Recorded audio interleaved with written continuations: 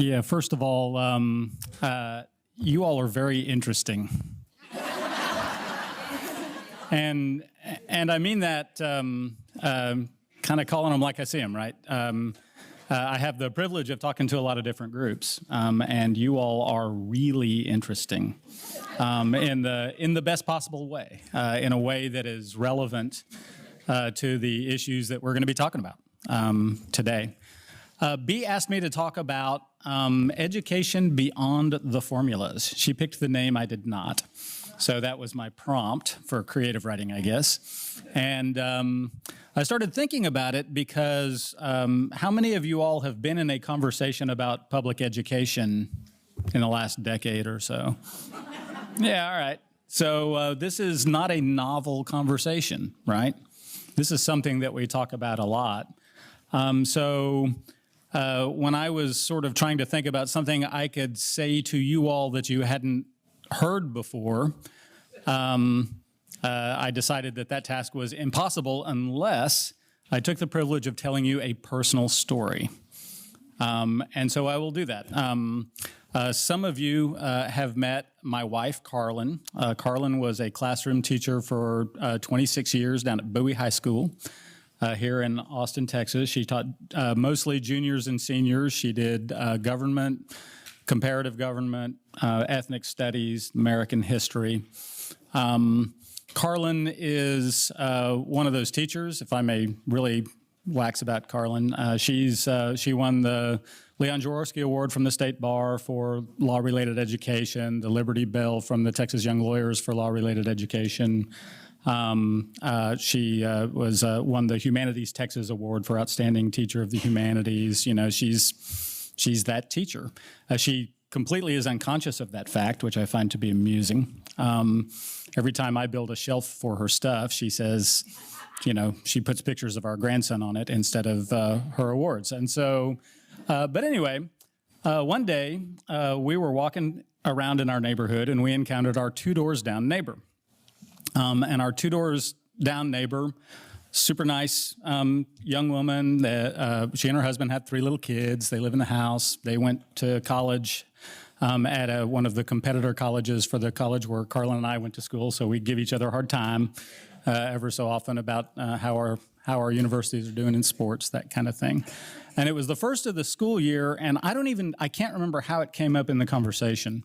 But Carlin mentioned 2 things that our down the street neighbor didn't know. One, Carlin mentioned that she was a public school teacher. And the second was that she mentioned that it was the first of the year, and so she was going to school before the start of the school year to meet with some of her fellow teachers to, in private and voluntarily, get out their class rosters and do something Carlin did every year she was a public school teacher, which is pray for the kids they were going to have in the coming school year. And they prayed about the space in which they were going to be teaching those kids. And there was that important idea for Carlin of naming those kids, specifically for whom she was praying. She wasn't praying to the kids or in front of them. She wasn't doing this as part of a required or mandatory thing, right? It was something that was always important to her as a public school teacher. And when she said that to our neighbor, and it kind of got drawn out of her a little bit because that's not the kind of thing that Carlin wears on a sandwich board around the neighborhood or whatever. A sandwich board for you young people, it was the internet of 1905.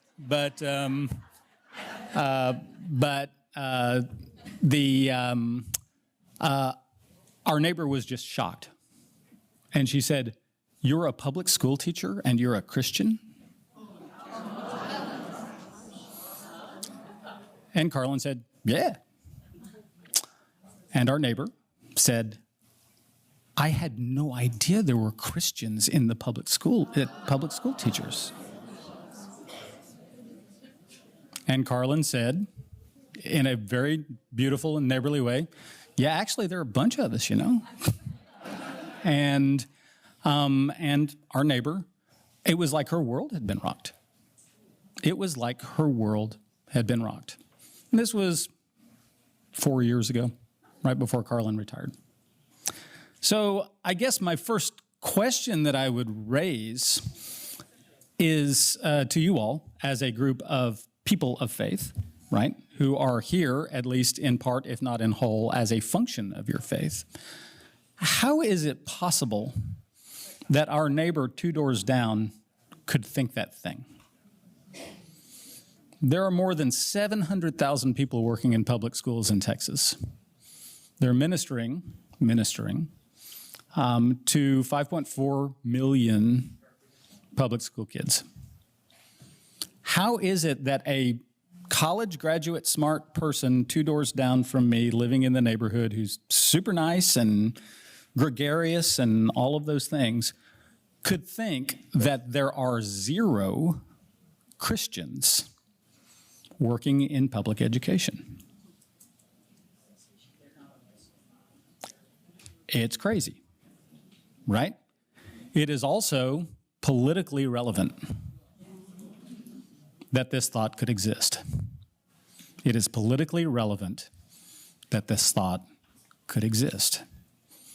And when we talk about public education, when we talk about efforts to do different things and follow policies in public education, when you all go to the Capitol and talk about public education as public ed defenders or future public ed defenders, you've got to know that there is that level of extreme belief in the world.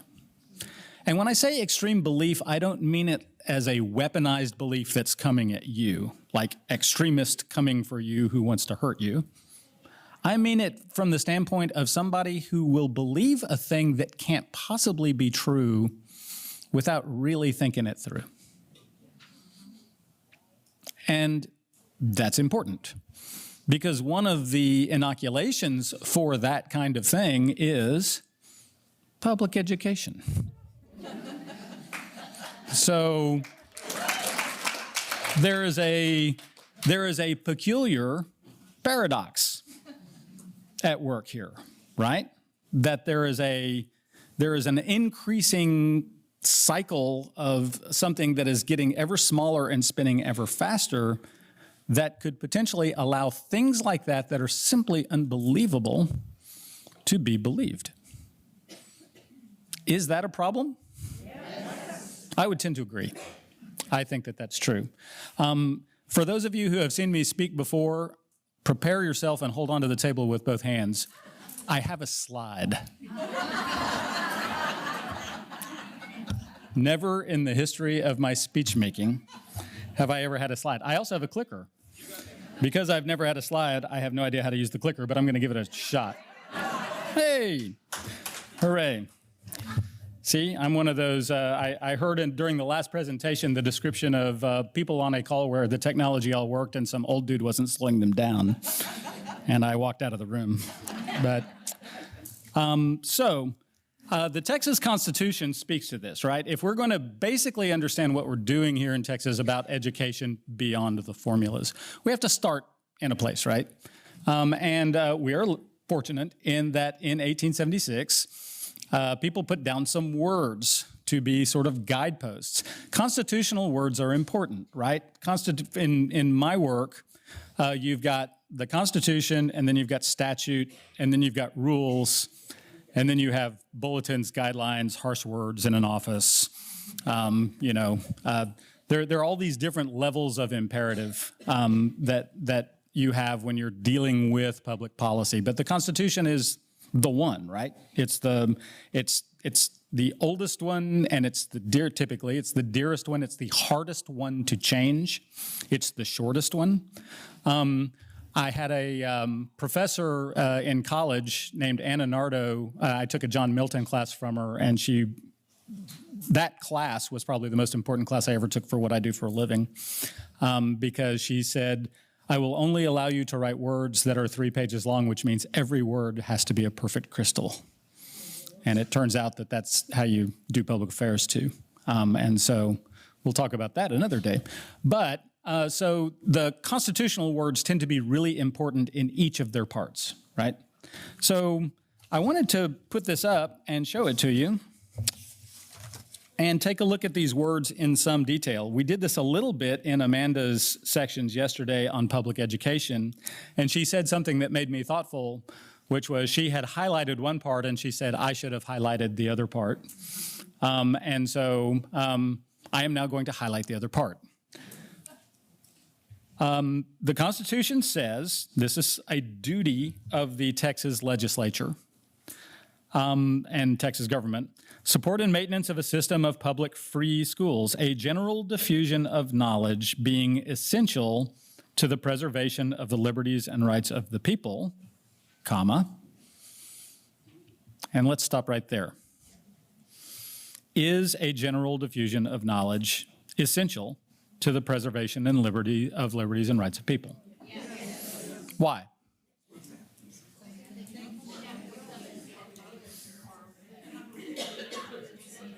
Yeah, right.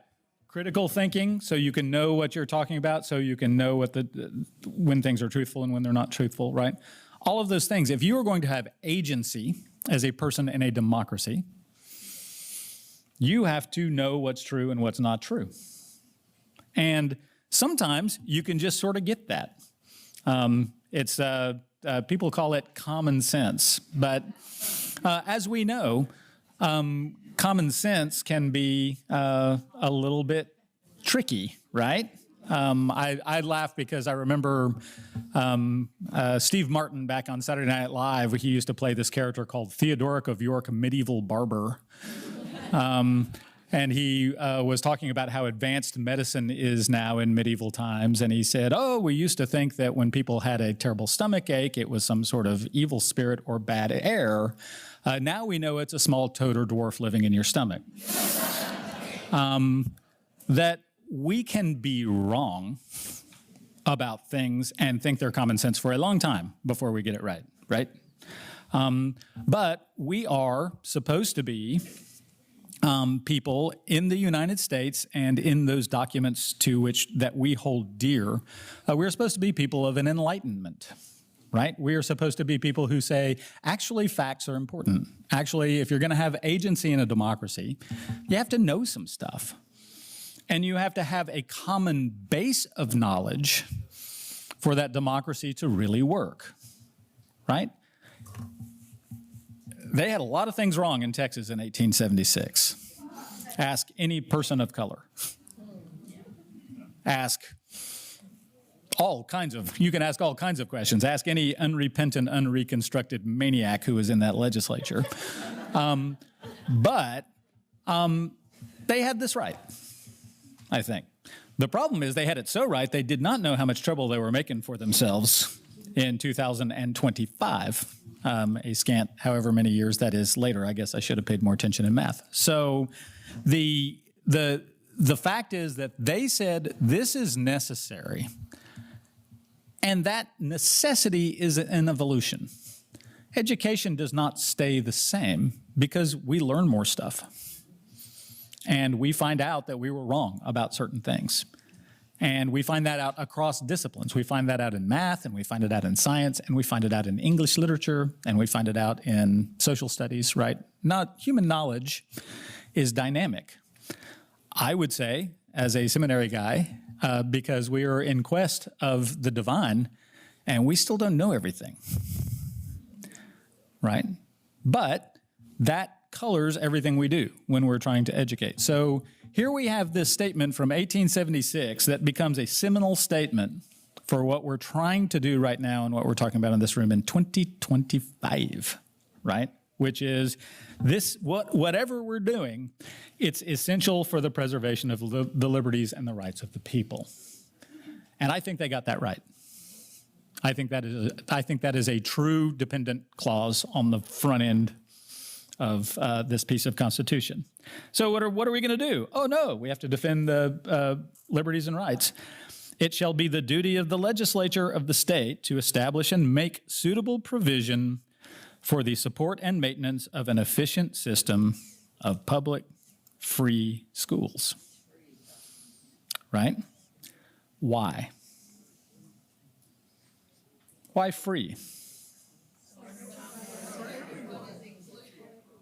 Because if you economically deny what is essential for the preservation of liberties and rights from some people, they can't have liberties and rights, right? That's important. Suitable provision. What does that mean? Fund them, right? Suitable provision so that they can be free, so that everybody gets a swing at being free, right? Support and maintenance. And we want it to be efficient because, you know, government efficiency is not a bad thing. It's a good thing. But we do create a tension, right, between a suitable provision and an efficient system. That creates the big magic X for public policy. Where do the lines cross between suitable provision and efficient system? And that's what we're up to. It's kind of beautiful, this poem that I found in the Texas Constitution about public education is really weirdly beautiful in all of its parts. And I think is part of what should inform anybody who's talking about public education in Texas. So understanding this and knowing it and, I don't know, maybe even committing it, if not to memory, at least to a 5x7 card in your pocket, is a pretty important thing to understand this thing. There's another part of the Texas Constitution, and it is maybe on the next slide. 2 slides. Oh my gosh. I am breaking records by the moment. All right. This is about religion, right? And it's about the appropriations for sectarian purposes. How many of you have heard about separation of church and state? Right. That's what this is, right? We have a notion in the United States of America of separation of church and state. We talk about it a lot in this room over the course of years. We talk about it a lot in the public square. It creates a tension when somebody hears that my wife said prayers in her classroom over her roster. I have had people say to me, "Oh, is she allowed to do that?" Right? Does that mean church? And if she was on a public school campus and she was in her room with the door closed saying prayers at her roster, well, saying prayers at God, with the content being her roster, is that really A-okay, or are they going to come get her? And the answer is, of course it's A-okay. Because separation of church and state is not about the separation of religion from your body. And it's not about having to make a choice between being a citizen and being a person of faith. It's exactly the opposite, right? That the issue, however, is can the state tell you what kind and flavor of person of faith you want to be, and if you can be a person of faith at all, or if you can refuse to be a person of faith, right? That's the thing. So we have 2 parts of, again, this is review for everybody in here, but we have 2 parts of this concept of religious freedom and separation of church and state. There is the free exercise clause and the non-establishment clause. And you have to be able to exercise your faith in a way that is reasonable and have that freedom to do so. But the state cannot establish a faith imperative. It can't say you have to be a person of faith. It can't say you have to be a certain kind of faith. It can't establish an official church of the United States of America. It cannot adopt creeds that you have to comply with to be a citizen or to hold office or to have any other of the essential freedoms that you enjoy here in these United States of America and in Texas, right? And so part of what the Constitution of Texas recognizes here is that the state spending money on a thing is the state creating an imperative for a thing, right? That if you begin spending money on sectarian things, there's not an unlimited amount of money. You can't spend an unlimited amount of money on all things, in which case you might be okay, We're going to basically spend an unlimited amount of money on the Methodist Church in Texas, and it's going to be able to do some great things. But we have to do that for every other faith that comes along, too. And they know they can't do it. So because the state recognizes that its resources are limited, this is important, then it says, yeah, we just can't get into that whole sectarian thing. That's going to have to take care of itself in another space in our society. We fund public stuff. And that public stuff has to meet the tests of non-establishment. And so the public stuff has some tensions related to the way it expresses faith, right? Does this make sense to everybody so far? Okay. Which brings us to the current weirdness of that part of the public education debate. That my friend down the street thought, and I call her a friend even though it's one of my hardest Christian things, that, and I really try to mean it, and it's one of my hardest Christian things, but and she's not down the street anymore, and I'll tell you why. Because between us, I told you she was 2 doors down, 1 door down between us is a married gay couple who built their house at the same time we built our house in 1999.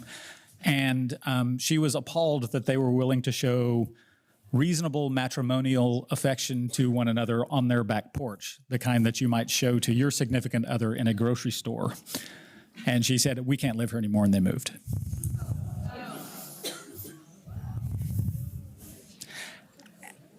And again, that there's a whole nother why there that is not the subject of this talk today.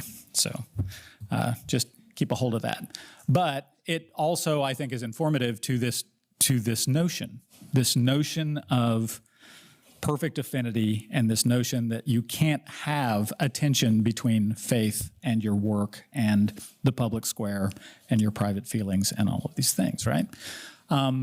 You have to be a grown-up to live in a really free democracy.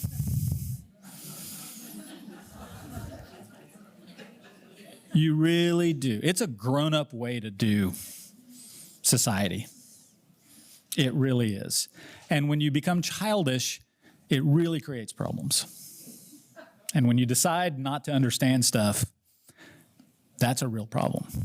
So, we have this idea that you're not supposed to appropriate money for the benefit of a sect.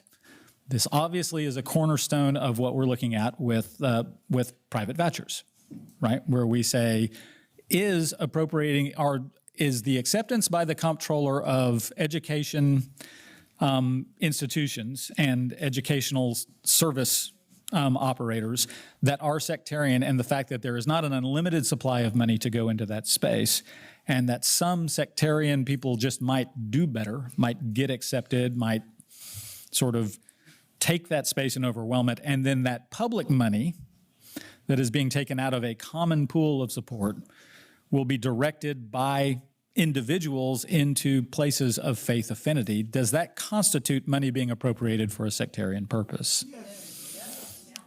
And it's a furious debate. I tend to say yes. Right? I think it is, because you're talking about a limited pool of resources, which means you have to desectify it. And you have to spend it in a way that has broad accountability for the common good. And the way you have broad accountability for the common good is you make sure that those people who are paying taxes and are members of that society have a say. Here's an interesting thing. The grandparents for Texas Education must have smelled my grandchild on me, because they came running at me as soon as I walked in the door. And I'm a brand new granddad. I've just been a granddad for a year. And I have found that it's really an interesting job. But B told me it would be, and I did not believe her, but she was right. So as I tell my grandson all the time, I am a white Protestant male, 61-year-old person. I am not supposed to feel things, and you are making me feel things at an alarming rate with alarming amplitude, and I just don't know how to deal with it. But so I'm coming along. I'll take any advice any one of you may have for me. But we have to think in terms of the responsibility of public money. If I am a grandfather, what that means is that because my grandson is 1 year old, he's not in public school. And because my children are 31 and 29, they're not in public school. But I am a member of this society and a supporter of this society with my tax dollars. Do I have any standing at a private school that somebody decides to spend a voucher in? Do I? If I, are they subject to open meetings and open records? If they make a decision on how to spend public money in the context of curricula and other things, do I have any standing? The focus is parental rights, but are parental rights the same as the broad social rights that we have in the disposition of tax dollars and our common effort in government? Yeah, so it's weird, right? And the best way to digest this tension is not to do it, is not to try to spend public monies in private places where the only place you have agency is as a parent. And that there may be a significant portion of the world, like those ones that think there are zero Christians in public education, with whom I might disagree about how they're disposing of my tax dollars on a faith-based thing, and that would be a sectarian purpose for that money with which I would disagree, which is why it says that in the Constitution, right? So that's a framework. That's a framework for understanding why it is that public education is really important and why it is that diversions of publicly accountable public money into private spaces might compromise some of the very freedom values that we really hold dear here. Okay? That's part one. Part two. Constitutions, those beautiful crystalline documents that are these aspirational documents for us, the United States Constitution, famously, we passed it and said all kinds of things about inalienable rights of men. And a long time later, we saw the light and let y'all vote.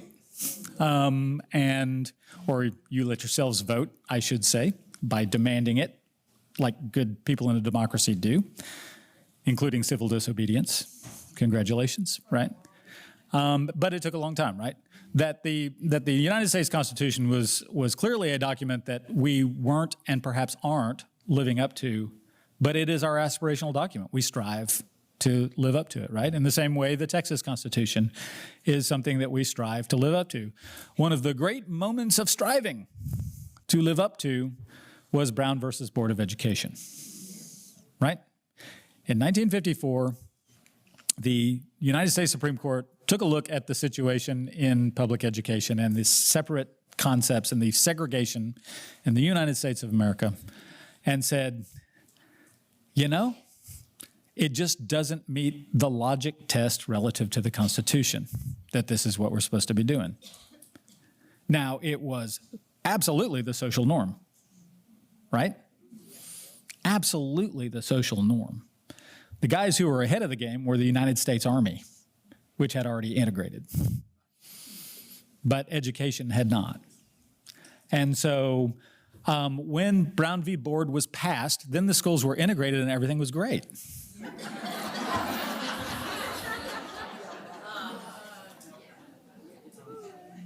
I'm sorry, did I say something funny?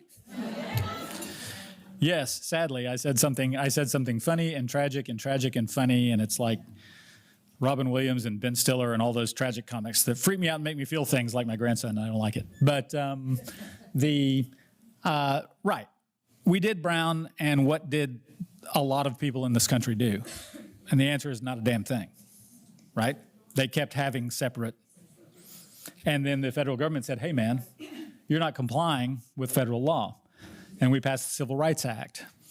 And then we sent National Guard troops to various places and said, guess what, man, we're integrating the schools and we're gonna do it in this very high profile way and we're gonna do it everywhere if you don't like it. And so you have Brown in 1954, you have the mid and late 60s where you have this like strong integration. Here in Austin, they started integrating the schools in 1971 and 72.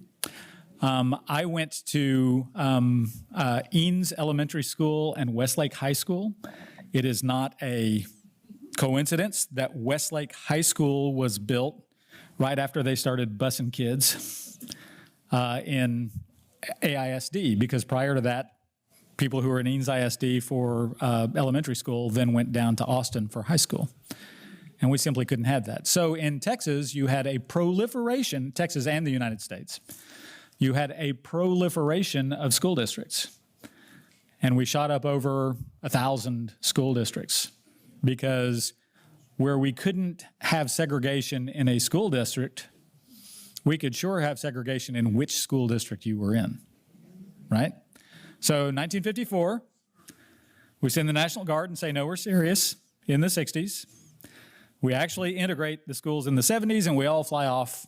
I say we all. Many of us fly off to school districts of affinity to avoid the actual integration of things, and everybody's all happy about it, right? Until it turns out that our tax structure reveals the inequity of that solution.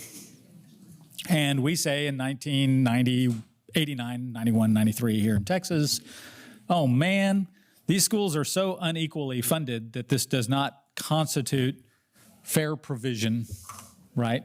It does not, or, hang on just a second. I will read the words that I told you to commit to memory. Suitable provision of an efficient system, and liberties and rights are being abrogated here, right? And so we passed school equity laws, Robin Hood. And now suddenly it's serious, because we've said it's not just, you can do this thing about where you live, but we're going to follow the money, and we're going to take some of that money and try to begin to create equity. And everybody's happy because they say, yeah, we should have been doing that all along. But not really. Please note that we're up to about 1995 here. We're 40 years on the other side of Brown v. Board, and we're fighting it like hell. We are fighting it like hell.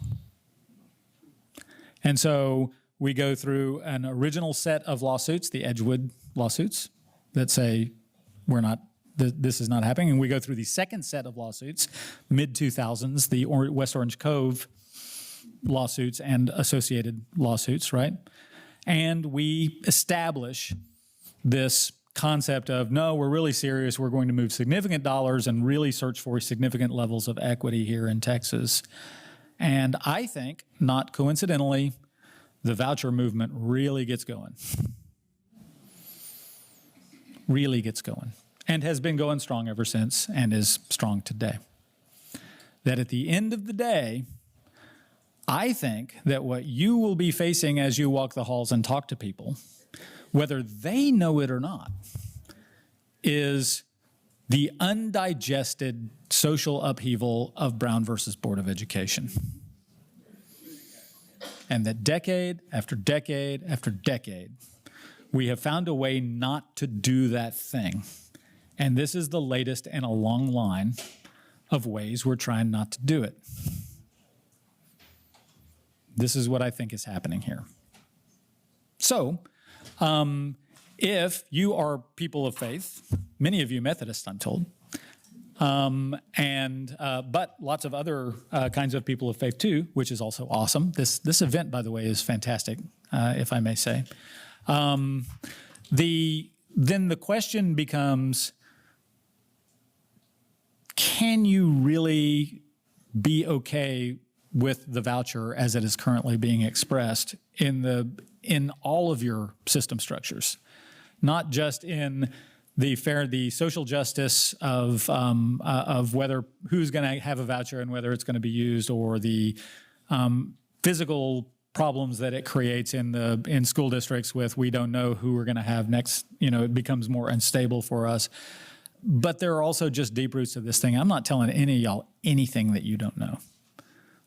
But as I was thinking about talking to you today, it really seemed crystal to me that all of the things that you express about immigration and about incarceration and about environment and your entire legislative agenda, as is expressed over the years in this event, intersect in this space. It's really important. And it is rich, and it is deep, and it is wide, and it is not a bumper sticker, and is not the provenance of some dude from Pennsylvania who's willing to spend a whole lot of money at your local school district to try to do something that the people generally don't want to happen. And in a broader sense, public education is bigger than stinking vouchers.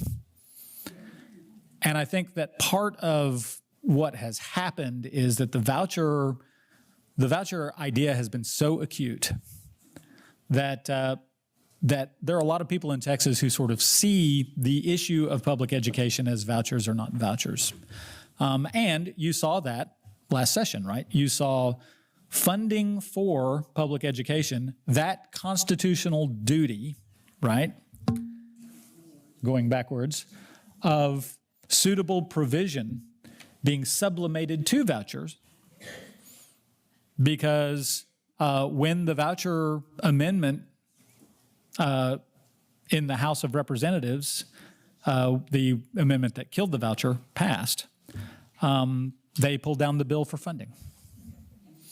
So the suitable provision was sublimated to the voucher issue. And that's not okay.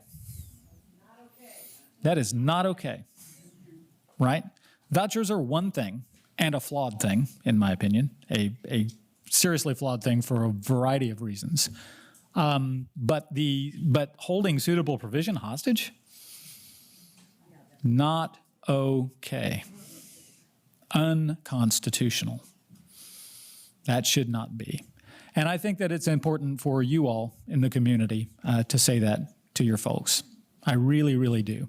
And I use the word community, so I'm going to say it about 100 more times during this talk. A lot of what we're looking at here is really interesting to me because it is, there's this big intersection with technology and a big intersection with the way we communicate and a big intersection with the growth of diverse populations. I fancy myself a creation theologian. A real creation theologian should be bursting through those doors any second and call BS on that. But nonetheless, it is a great interest of mine. Creation theology is a great interest of mine. And one of the fundamental questions in creation theology is, what value does God have for us in our physical being? I was told earlier by one of the people who's come to this conference a lot that she noticed I was walking with a limp. And I said, yeah, well, you know, it's the freaking limp, right? My body can sometimes be a little bit of a chore for me. So why did God give me this thing? What is the value of creation? And to me, in education and in society, the value of creation is physical proximity. It's geography. It forces us into community. Because if we lived if we were virtual beings who could choose where we are and who we see at any time, like we sometimes do on the internet, then we lose something. We lose accountability to one another. We lose important understandings of diversity. We lose the opportunity to find out that we're not so diverse as we might think we are, and that we have great commonalities. And I think that's what public education is. Public education is one of the most potent concepts of geographical, physical creation that we exercise as a society, where we all get together and learn how to give and take in a community and learn something about somebody that we otherwise would not know, or somebody that we would not choose to know in the context of just complete social affinity. And we go there and we bully. But then we have standards that say, you're not supposed to bully. And we have we misunderstand, we make assertions, and the wisdom of the community and the brilliance of our educators say, that thing that you think is true, I will challenge it with facts, and it turns out it's not so true. And now you have gained something essential to the preservation of your liberty because you know better. Maya Angelou said, what was it? I'll paraphrase her. Before you know better, do the best you can, and then when you know better, do better. Right? And that's what public education is all about. It's knowing better so you can do better and have that imperative. I think that we are created as physical beings to be in actual physical proximity to one another and to enjoy each other's diversity and to enjoy each other's commonalities and to, as St. Augustine would say, grant liberty to those things that are non-essential and to those things essential unity and in all things love. And that value is being challenged here in Texas. And so as a person of faith, as a wannabe creation theologian, and as somebody who does public policy here in Texas, I think that pub ed is worth the fight, y'all.